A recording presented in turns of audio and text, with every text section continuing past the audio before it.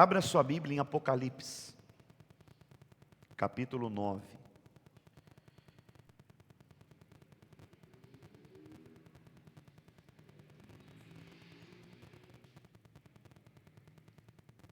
Apocalipse, capítulo 9, versículo 13.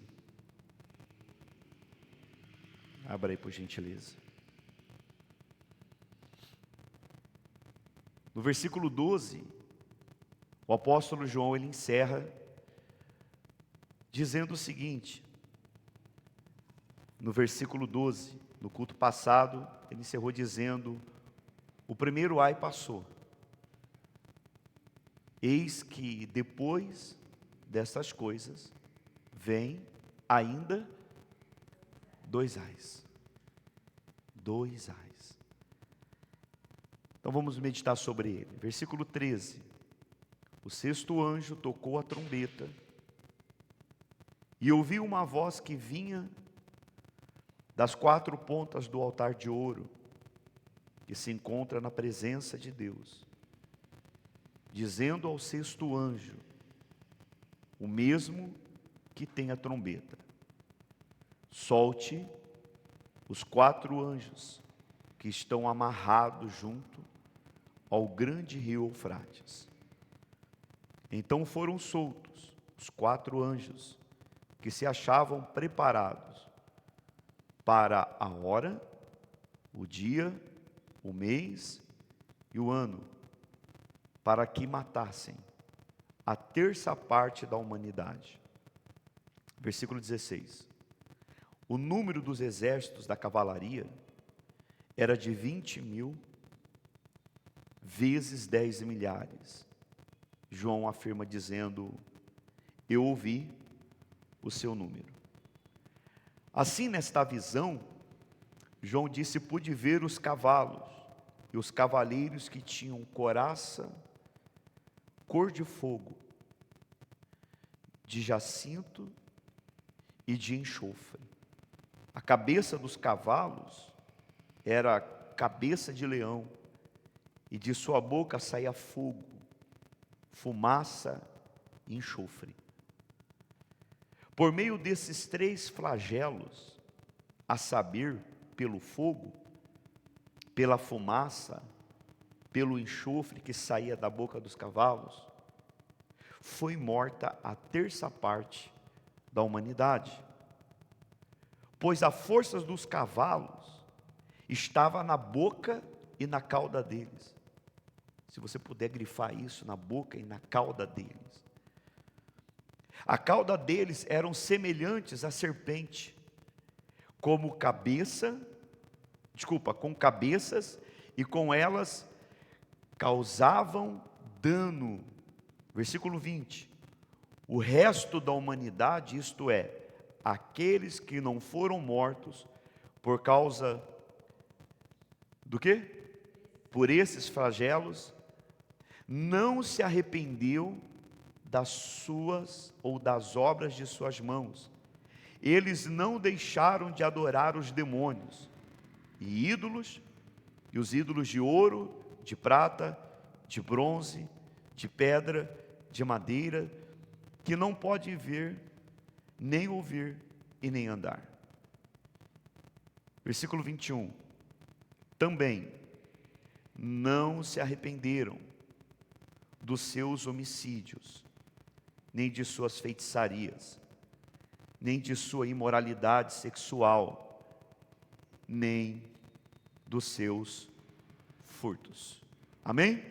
Vamos fazer uma breve oração. Por favor, curva a sua cabeça. Querido Deus, nós colocamos diante do Senhor não apenas a nossa mente, mas o nosso coração, e pedimos que o Senhor, na pessoa do Espírito Santo, venha descortinar os nossos olhos, venha falar conosco, venha nos apacentar, venha nos capacitar, nos dar discernimento, capacitação da Tua Palavra, de forma, meu Pai, que possamos compreender que o Cordeiro de Deus, que está sentado no trono, com o livro na mão, está nos mostrando, meu Pai, os cuidados com a sua igreja e nos mostrando que o ímpio sofrerá o dano da segunda morte e que nós estamos seguros em Ti, Senhor.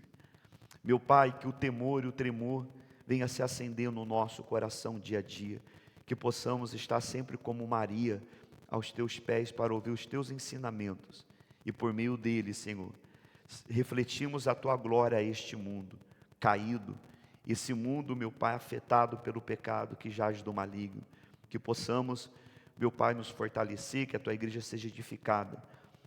Meu Pai, eu te peço e oro no nome precioso de Cristo Jesus. Amém. Amém? Amém, irmãos? Não ouvi. Está tudo bem com vocês? Estão cansadinhos?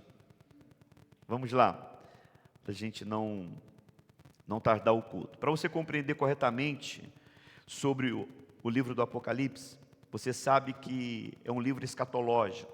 O Apocalipse é um livro da revelação.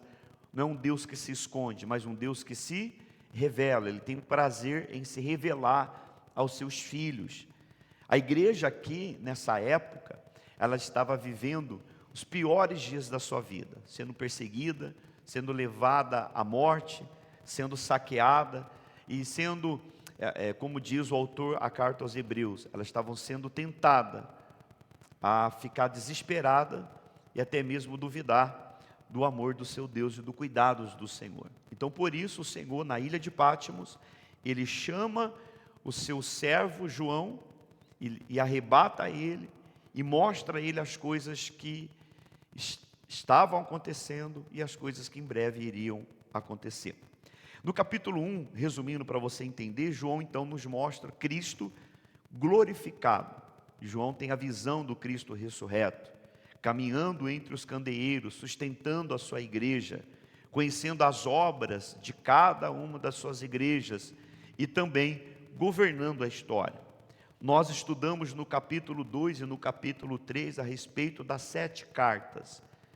Jesus, ele fazendo análise, não apenas analisando, ele analisa a igreja, mas ele também, ele corrige a igreja, ele consola a sua igreja, porque ele ama a sua igreja, como um pai que ama o seu filho, ele corrige o seu filho, ele consola o seu filho e ele encoraja o seu filho.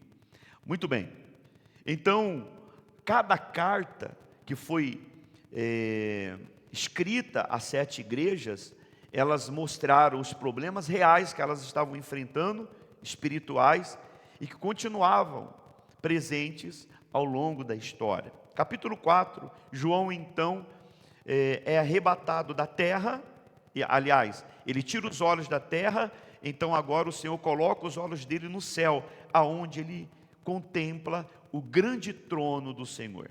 E o trono não está vazio, o trono está ocupado. No meio desse trono está o Senhor governando a nossa história. Amém? João, vocês estão compreendendo até aí? Está bem claro ou não? Muito bem. Então João, ele vê o Deus soberano no centro do trono, assentado, governando. O juiz de toda a criação. Todo juízo, então João vê que parte dele, que parte daquele que está sentado no trono. No capítulo 5, nós então estudamos sobre que quando João olha para o trono e ele ouve uma voz dizendo que não havia ninguém digno para abrir o livro que estava na mão do Senhor que estava sentado no trono. Então ele vê o Cordeiro de Deus se levantando e pegando o livro da mão do Deus Criador, se assentando e quebrando selos pós selo. Então João vê que Jesus é o único digno de abrir o livro dos decretos de Deus e desencadear os julgamentos que virão sobre aqueles que rejeitaram o presente de Deus. Capítulo 6. Então o Cordeiro começa a abrir os selos, os 6 primeiros selos. Você lembra disso? Ou não? Ele começa a abrir os selos, e os selos começam a liberar os juízos parciais de Deus sobre a terra. O 6º selo mostra sobre o juízo final e imitente sobre aqueles que adoraram a besta. Capítulo 7, nós falamos sobre que todos foram atingidos com o juízo de Deus, menos aquele povo selado, que tinha o selo de Deus sobre a testa, que receberam o Espírito Santo, porque o povo de Deus, ele é guardado no dia do juízo. Muito bem, antes do juízo final, Deus então, ele sela a sua igreja. Os juízos nunca atingem os eleitos de Deus de maneira definitiva. Capítulo 8, falamos sobre as 4 primeiras trombetas, as trombetas que intensificam os juízos. Destruição parcial por meio do ambiente, falamos sobre isso, as águas amargas e a escuridão parcial. Mostram que Deus disciplina o mundo para chamar ao arrependimento. Fizemos até um paralelo com as pragas do Egito, né? O Senhor trazendo à tona. Inclusive, deixa eu abrir um parênteses aqui. Estava essa semana meditando sobre isso e vi uma postagem muito interessante.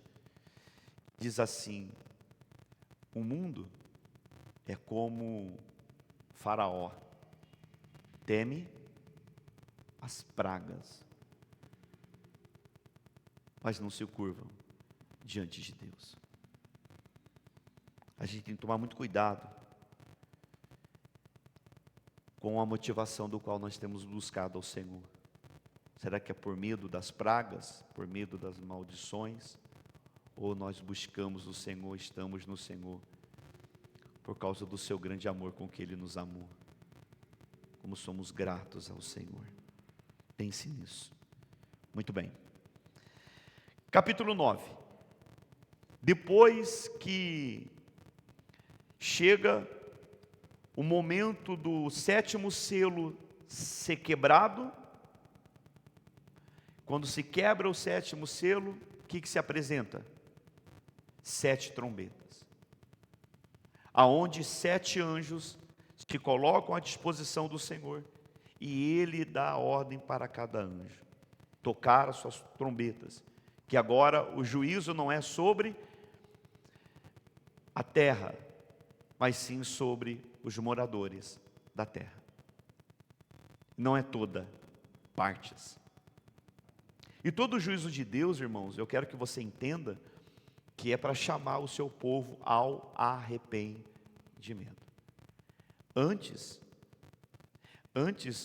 da consumação, o Senhor sempre chama o povo ao arrependimento. Antes de decretar, antes dele bater o martelo e fazer justiça na vida dos seus escolhidos, punindo os ímpios. Vamos falar sobre isso hoje. Isso é muito profundo. Então o capítulo 9 contém os juízos espirituais do Senhor. A 5ª trombeta, nós lemos do versículo 1 ao 12, que os demônios agora são soltos e começam a aterrorizar, a atormentar os homens da terra. A 6ª trombeta, do versículo 13 ao 21, a gente vai observar aqui, nós vamos ver uma hoste demoníaca. E isso faz parte da destruição global. Esse trecho da 6ª trombeta, que agora nós iremos explorar, você vai ver a ação dos demônios debaixo ou sob a autoridade de Deus para punir aqueles que rejeitaram o Filho de Deus. No versículo 13, João diz assim: o 6º anjo tocou a trombeta, e ouviu-se uma voz vindo dos 4 chifres do altar de ouro, que está diante de quem? Não ouvi. Diante de quem? Irmãos, boa noite. O que está escrito ali? Que se encontram na presença de Deus. Participa do culto para você não dormir, porque quando você participa, você vai despertando, tá? Eu sei que muitas pessoas aqui levantaram cedo para o trabalho, e se você ficar ouvindo, porque eu não vou gritar, eu não vou chamar a atenção de ninguém, Eu vou pregar de uma forma que todos compreendam e sem trazer ruídos, barulhos no seu ouvido. Mas eu preciso que você esteja atento, porque você participe do culto, senão você vai acabar dormindo. Tá bom? Vamos lá.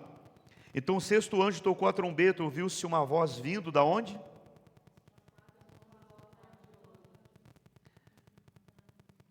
Vindo dos quatro.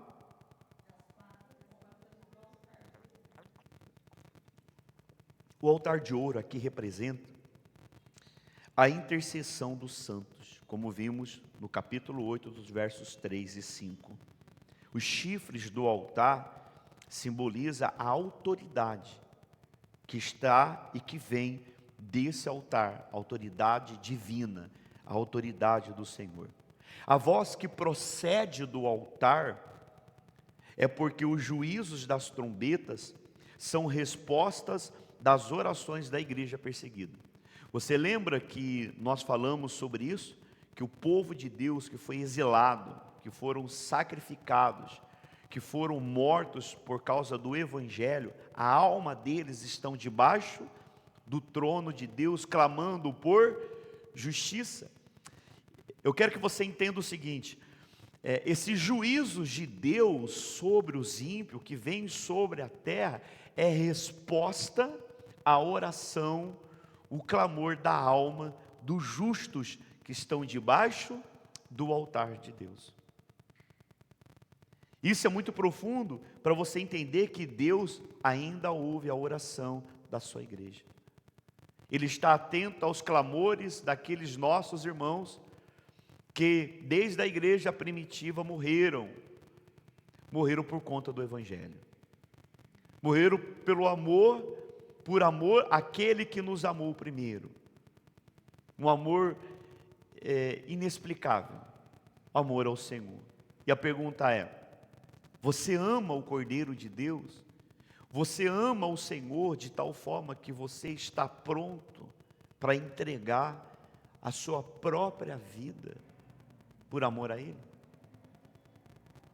Como esses nossos irmãos que foram corajosos, não porque tinham coragem, mas foram cheios do Espírito Santo, como Estevão, no dia da sua morte, ele cheio do Espírito Santo, ele contemplou a presença de Deus. Aprenda isso, irmãos. O Senhor sempre está respondendo à oração da sua igreja e dos seus santos. Amém? Muito bem. Versículo 14. No versículo 14, ressaltando que as trombetas são os juízos que Deus envia em resposta do clamor dos santos por justiça. Versículo 14, João diz assim: dizendo ao sexto anjo, qual foi a ordem que foi dada ao sexto anjo?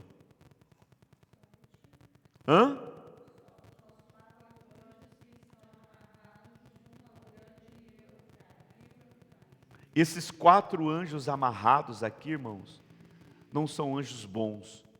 Se fossem bons, eles não estariam amarrados. São anjos demoníacos. São demônios. Que eles estão amarrados, eles estão contidos. São anjos malignos, mas eles estão sobre o governo e o domínio do Senhor.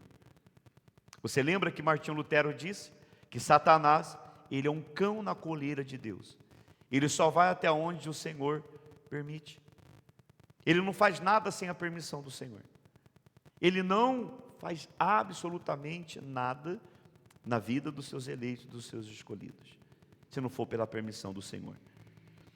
Muito bem, o Eufrates, geograficamente aqui no extremo norte de Israel, sempre simbolizou perigo.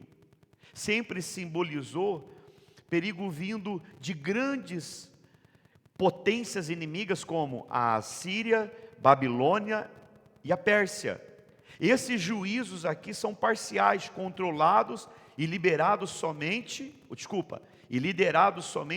quando Deus determina. Quando Deus liberando eles, então eles começam a agir. O texto mostra isso. No versículo 15: e foram soltos 4 anjos. Com que finalidade? Com que propósito que eles foram libertos? Foi dada autoridade para eles, para fazer o quê? Vamos pensar.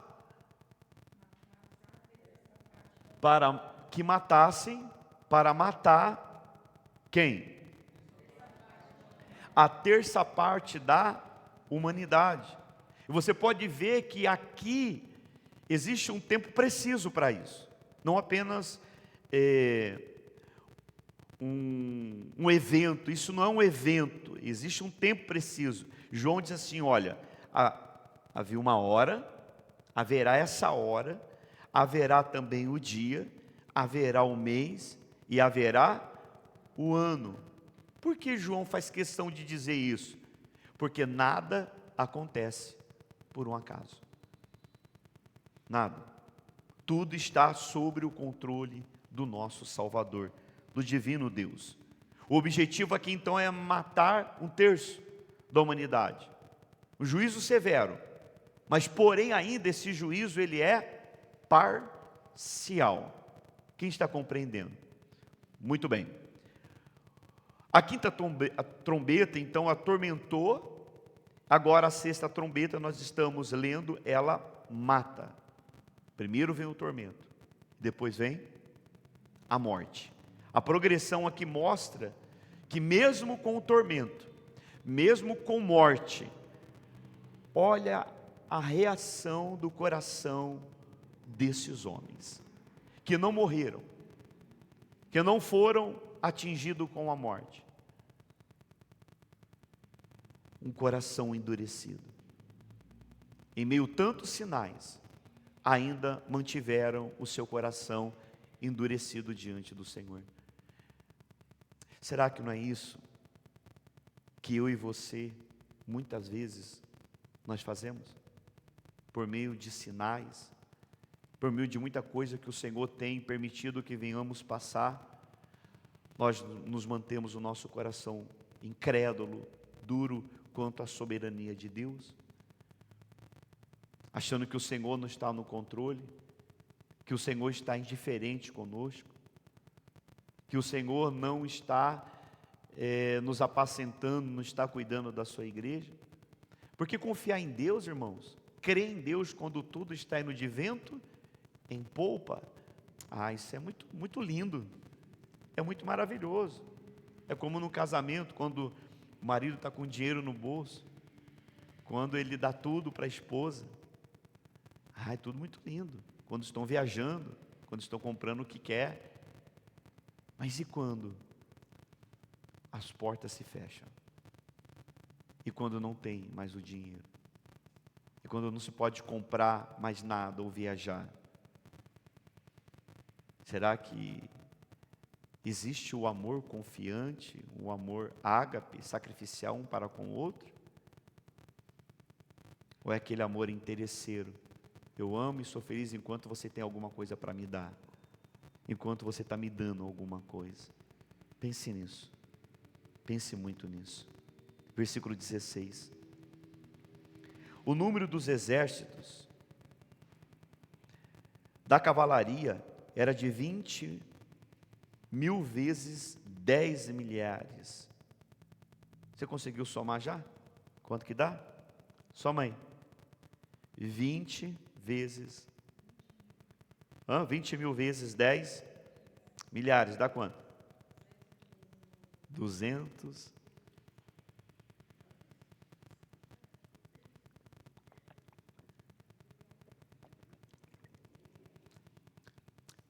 milhões. Você consegue imaginar uma cavalaria de 200 milhões? De soldados armados até os dentes, vindo para devastar tudo como gafanhotos. Você consegue imaginar isso? É óbvio, queridos, que esse número é um número simbólico de um exército impossível de ser humano. Isso aponta para forças espirituais malignas que estão atuando na história. Segundo o reverendo o Hernandes Dias Lopes, ele disse, não existe um exército não é um exército literal da China ou qualquer nação que está atuando aqui no Apocalipse, mas é uma força demoníaca global, atingindo a terça parte da terra. Versículo 17, João diz, já estamos encerrando, assim nesta visão, que visão? Das 7 trombetas. Assim nesta visão, pude ver que os cavalos e os seus cavaleiros tinham couraças, qual era a cor? De jacinto e de enxofre. A cabeça dos cavalos, ele olha para os cavalos e vê a cabeça dos cavalos, eram como cabeça de leão, de sua boca saía fogo, fumaça e o que? E enxofre. Essa descrição aqui simbólica mostra, se você quiser anotar no seu bloco de nota, anota aí por favor, eu vou ler aqui no meu esboço. Peito cor de fogo, simboliza destruição, fogo que destrói.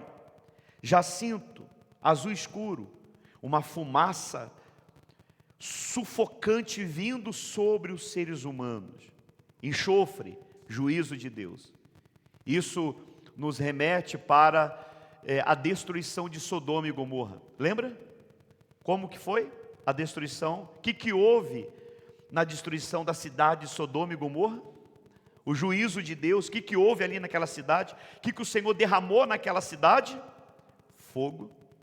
Houve fogo, houve enxofre e houve fumaça. Esse é o cenário do fim dos tempos. Fogo, enxofre, fumaça, destruição total. É chamado o dia da vingança do Senhor.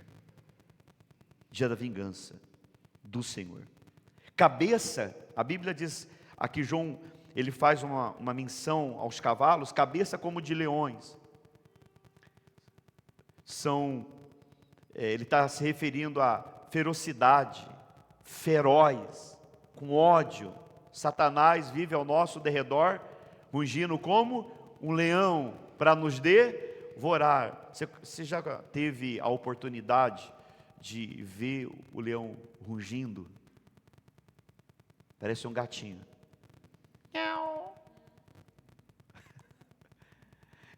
O leão rugindo, ele chega perto de você, é igual um gatinho. Ele chega se esfregando em você, igual um gatinho. É isso? Não. O leão, bom, eu sou do interior, São José do Rio Preto, e lá tem o zoológico, né? A gente sempre ia visitá-lo.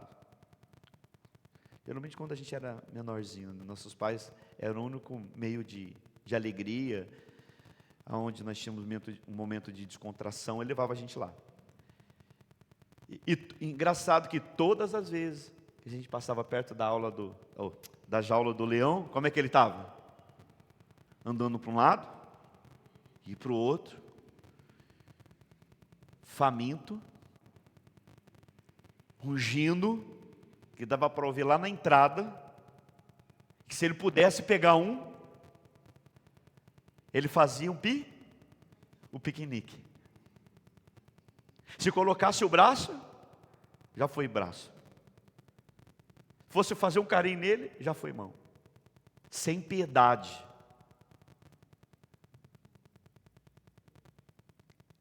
É assim que vai acontecer, irmãos.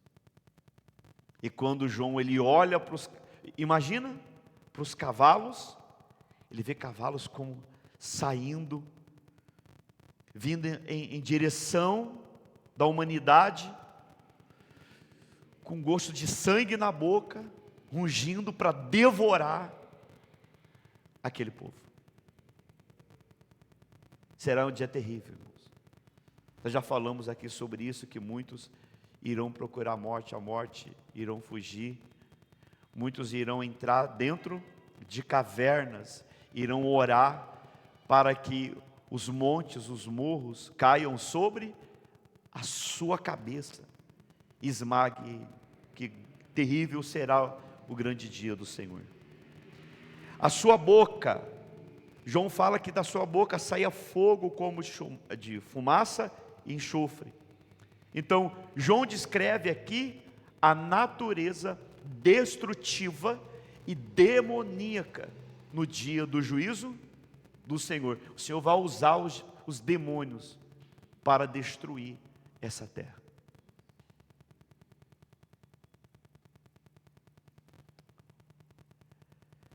Versículo 18. Por essas 3 pragas, João disse assim, por meio de 3 flagelos, ou 3 pragas, a saber, fogo, pelo fogo, pela fumaça, pelo enxofre, que saía da onde? Da boca dos cavalos. Até agora só está falando do cavalo, não está falando nem dos cavaleiros. Foi morta a 1/3 parte da humanidade. Foi morta. O mundo sofre o juízo severo de Deus. Por que que o mundo, isso tem que ficar bem claro na mente e no coração de vocês. Por que que o mundo, nesse instante, ele sofre o juízo severo de Deus? Só existe um motivo. E qual é?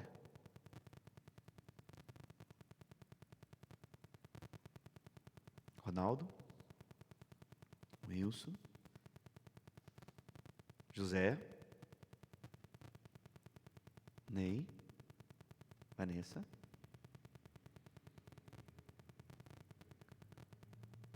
Por quê? Por que motivo? A humanidade está recebendo, sofrendo o juízo de Deus. O único motivo. Porque eles rejeitaram o Cordeiro de Deus. Não é nem por conta do seu pecado. Porque todos nós somos pecadores. Foi porque rejeitaram o Cordeiro de Deus. As pessoas que estão no inferno agora, aguardando o juízo do Senhor, eles estão lá, não é porque eles eram pecadores, porque pecadores nós somos. Eles estão lá, porque eles rejeitaram o Cordeiro de Deus, o único Salvador de sua alma. Não rejeite o Cordeiro de Deus, porque sem Ele não há salvação, irmãos. Ele é o único caminho de volta para casa. Versos 19. Pois a força dos cavalos estava na sua boca, na cauda deles. As caudas deles eram semelhantes à serpente, com cabeças, e com elas causavam o quê? O que elas causavam? Danos. Aqui no versículo 19, a boca é um instrumento de destruição, não tem nada mais do que vem matando pessoas do que a língua, do que a boca, do que o falso ensino, do que a proclamação da falsa teologia. Nós temos que tomar muito cuidado com o que sai da nossa boca. Nós podemos dar vida para pessoas e podemos matar pessoas, ser instrumentos para destruir pessoas. Então a boca aqui é instrumento de destruição. A cauda aqui é semelhante à serpente. Isso indica engano, mentira. Isso nos leva, nos remete também lá para o jardim do Éden. E aprendam isso. Repitam comigo: juízo e engano caminham juntos. Se você não sabe, povos que rejeitam Deus, as pessoas que estão rejeitando as Escrituras, o Evangelho, que estão rejeitando a Cristo, elas são vulneráveis à sedução demoníacas. Pessoas são muito vulneráveis a serem capturadas por doutrinas de demônios. Então, não rejeitam a Deus, rejeitando o seu Filho. Versículo 20. O resto, está falando sobre o restante da humanidade, isto é, aqueles que não foram mortos por esses flagelos. Qual foi a postura deles? Diante de todo esse cenário, diante de toda essa destruição, diante do pré-juízo de Deus, qual foi a postura deles? Não se arrependeram. Não se arrependeram. Aonde não há arrependimento, não há salvação. Não há salvação, irmãos. Não há Salvador. Não há. Mas eles não se arrependeram do quê? Eles não se arrependeram das obras más de suas mãos. Eles não se arrependeram das obras más. Isso é o ponto central aqui. O ponto central é esse. Mesmo após o juízo devastadores, nós observamos aqui no texto que não há arrependimento. Não há arrependimento, a humanidade continua adorando demônios. Não é isso que João disse aqui? Adorando demônios. Eles não deixaram de adorar demônios. Eles não deixaram os seus ídolos. Eles continuavam criando ídolos, levantando ídolos no seu coração, substituindo o Cordeiro de Deus. Inclusive nós temos feito, quem tem vindo às segundas-feiras, tem observado o quanto o Senhor tem trabalhado no nosso coração, para que possamos identificar os falsos deuses, os falsos ídolos. Porque o nosso coração é uma fábrica de ídolos. A todo tempo ele está fabricando ídolos. O coração corrompido do ser humano sempre está querendo se apegar, se apoiar e depender de algo que nós criamos, ou de algo que foi criado por outra pessoa.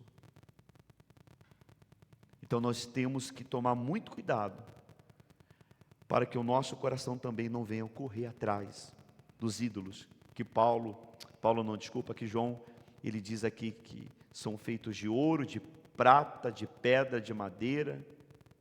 E só que ele nos citou aqui o pior ídolo que vem dominando aqui nos nossos dias, nos nossos tempos, o coração do ser humano, chamado Mamon. Quem é esse ídolo? Maner, tutu, din-din, dinheiro. Por conta desse ídolo, por conta do dinheiro, as pessoas, elas estão abandonando a centralidade de Cristo em sua vida. Com a boca elas dizem que o Senhor é o primeiro, mas com a atitude o Senhor está em último plano.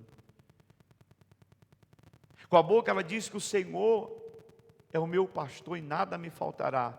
Com as atitudes, ela tem demonstrado que não tem tido relacionamento por meio da palavra de Deus, não tem tido tempo. Depois eu leio, depois eu oro, depois eu jejuo. Faz quanto tempo que você não jejua, querido? Nós temos batido nessa tecla.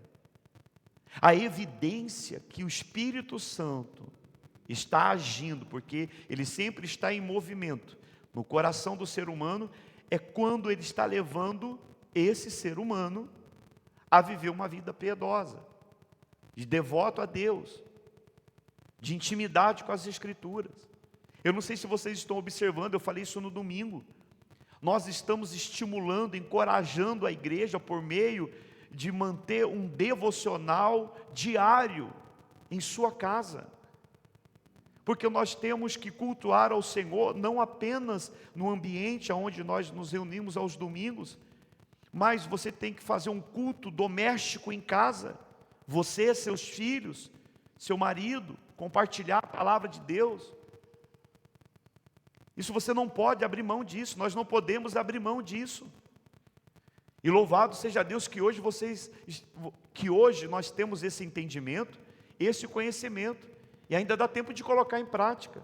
E você que está chegando agora, você está tendo uma oportunidade de ouro de aprender a iniciar de uma forma correta, de uma forma certa. Ou você tem levantado, ou você se levanta pela manhã, você mal escova os dentes, lava seu rosto, sai de casa correndo vestindo a bota, que você não tem tempo sequer de ouvir Deus falar com você. Porque o primeiro que tem que falar conosco é o Senhor. E em resposta daquilo que nós lemos, nós oramos. Porque não existe oração sem meditação. Primeiro meditamos, nós ouvimos.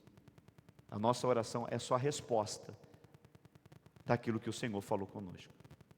Ao contrário disso, uma oração egoísta, aquela oração que só vem a mim. Eu quero isso, eu quero aquilo outro.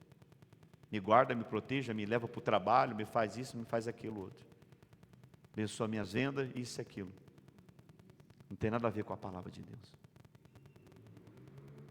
Então, cuide-se disso, irmãos. Cuidado para que o seu coração não leve você para longe das Escrituras. E mantenha-se uma vida de santificação, em comunhão com o Senhor. Amém? Muito bem. Então a idolatria aqui não é apenas religiosa, mas também João nos mostra que é moral, intelectual, financeira e cultural. É trocar o Criador pela criatura. É trocar o Criador por aquilo que foi criado. Não entendi, meu amor. Você falou alguma coisa? Pelas coisas criadas. Por isso que o Senhor, sendo o Criador, Ele não aceita ser representado por algo criado pelo homem. Por isso que Ele diz, não fareis para ti imagem de escultura. Não, eu não aceito ser representado por nada. Por isso que aqui você não vê nós praticando rituais, misticismo, dando alguma coisa que represente Deus na sua vida. Uma rosa, uma cruz, uma fitinha, um óleo, uma garrafinha com gotinha de óleo. Não. Por quê? Porque somos uma igreja centrada em Cristo, uma igreja bíblica. Que Cristo é o Sofi? Nada. O nosso Senhor, o Criador, Ele não aceita ser representado por nada e por ninguém. Por isso que Ele disse que os verdadeiros adoradores, eles me adorarão. Como? Com marquinha na mão, dando volta nas muralhas, com a mesa usada. O Salmo 23 ou 91 atrás da porta, candelabro. Não, irmãos. O altar. Não. Ele disse: os verdadeiros adoradores me adorarão em espírito. E tem muitos adorando ao Senhor na mentira e no engano. Isso é muito sério. Vamos lá então. Versículo 21. Também não se arrependeram dos seus homicídios, nem das suas feitiçarias, nem de sua imoralidade sexual, e nem dos seus furtos. 4 pecados aqui que eu gostaria de ressaltar para você. Primeiro, homicídio. Desvalorização da vida. Você vê que as pessoas hoje não valorizam mais a vida. Segundo, feitiçaria. Palavra grega aqui,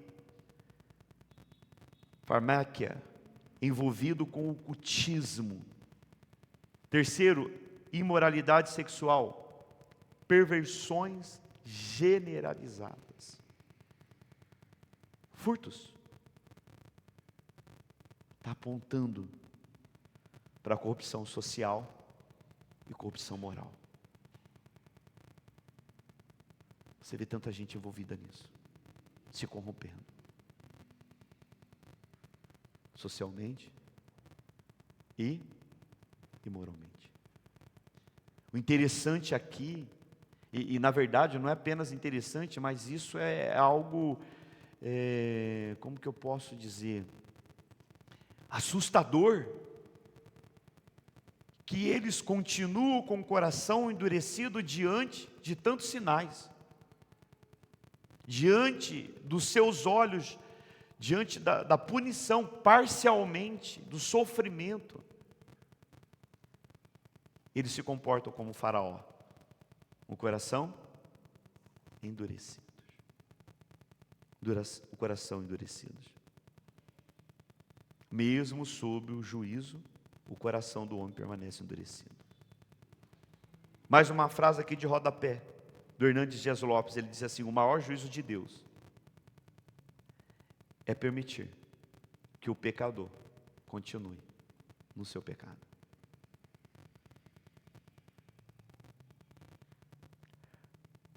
Escreva isso. O maior juízo de Deus na vida do ímpio é permitir que o pecador continue no seu pecado. Então vamos às aplicações para a igreja de hoje. Primeiro, nós aprendemos e temos que tirar a lição que Deus responde à oração da igreja, já falamos sobre isso. Os juízos das trombetas mostram que Deus não ignora o clamor dos justos. Segundo, o mal opera, mas sempre limitado por Deus. O mal opera, mas sempre limitado por quem? Mas sempre limitado por Deus. Os anjos caídos, então, entendemos que só agem quando Deus permite. Nada está fora do controle soberano do nosso Senhor. Louvado seja Deus por isso. Terceiro, a idolatria moderna é tão real quanto antiga, irmãos. Pessoas hoje, elas idolatram poder, dinheiro, fama, ideologias, sensualidades, tecnologias. O coração humano continua voltado para ídolos feitos pelas mãos do homem. Quarto, o juízo de Deus é um chamado ao arrependimento. Tragédias, crises que nós temos contemplado nos dias de hoje, elas estão servindo como trombetas de Deus para toda a humanidade. Não é à toa que nas 7 cartas o Senhor disse: quem tem ouvido, ouça o que o Espírito diz às igrejas. Então essas crises que enfrentamos são trombetas divinas para despertar o homem. Quantas vezes o Senhor nos mostra, o Senhor fala conosco, mas infelizmente o homem, ele continua com o seu coração endurecido. Quinto, o texto nessa noite nos mostra a necessidade urgente para nós pregadores, para nós que somos igreja de Cristo, não apenas pregadores, mas toda a igreja. Então nos mostra a necessidade urgente de pregarmos a palavra de Deus fielmente a este mundo. Diante de um mundo cego espiritualmente, a igreja deve brilhar ainda mais nos dias de hoje. De que forma? 4 formas. Primeiro, pregando a palavra de Deus. Segundo, chamando o homem ao arrependimento. Terceiro, vivendo em santidade. Quarto, confiando no Cordeiro que reina. Essa é a segurança daqueles que são selados por Deus. O juízo alcança o vai alcançar e vem alcançando todo mundo, principalmente os ímpios, mas nunca podem separar os eleitos do amor de Deus. Fique em pé no seu lugar.